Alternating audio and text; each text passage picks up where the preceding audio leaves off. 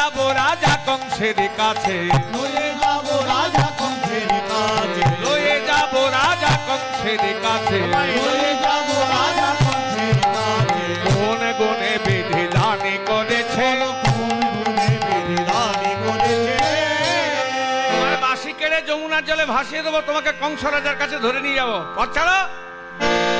গোবিন্দ বলছো মা, মেয়ে মানুষ হয়ে কত বড় বড় কথা বলছে গো।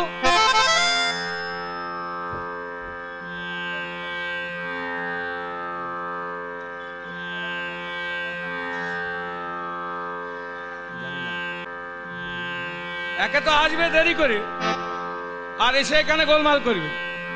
এগুলো সব জটিলা কুটিলার জাত। জয় রাম। কত কষ্ট করে কীর্তনে যে কি পরিশ্রম জানেন গৌর রায়,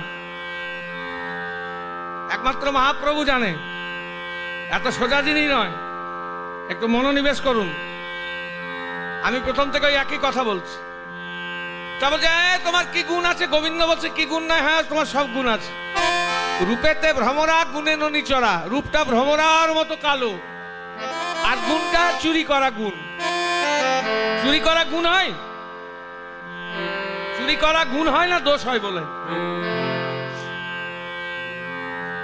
চুরি করা আমাদের স্কুলে কি শেখানো হয়? চুরি করা গুণ না দোষ? চুরি করা দোষ, কিন্তু গোবিন্দের চুরিকে গুণ বলছে। কেন জানেন? গোবিন্দ 6 প্রকারের চুরি করতেন। ব্রজের প্রসিদ্ধ নবনী চৌরং, নবনী চৌরং, ব্রজাঙ্গনানাং দুকুলস্য চৌরং, দুকুলস্য চৌরং, অনেক জন্মার্জিত পাপস্য চৌরং, শ্রীরাধিকায়াং হৃদয়স্য চৌরং, হৃদয়স্য চৌরং, পদাশ্রিতানাং যথা সর্বস্য চৌরং, চৌরং, নবম্বুদানাং সমলকান্তি চৌরং, সমলকান্তি চৌরং, চোরা গগনং পুরুষাং নমামি। এই 6 প্রকারের চুরি। তা বলছে হ্যাঁ তুমি আমার না হয় কোনো গুণ নাই, কিন্তু তোমরা কেমন গা ব্রজগোপী? বলে কেন না, তোমরা কি কহিলে সুধামুখী।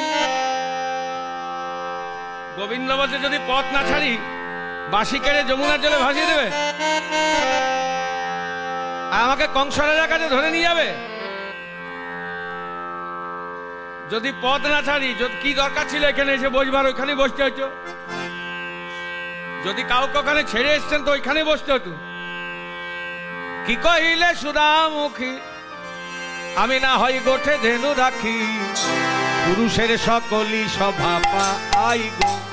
কি কহিলে সুধামুখী,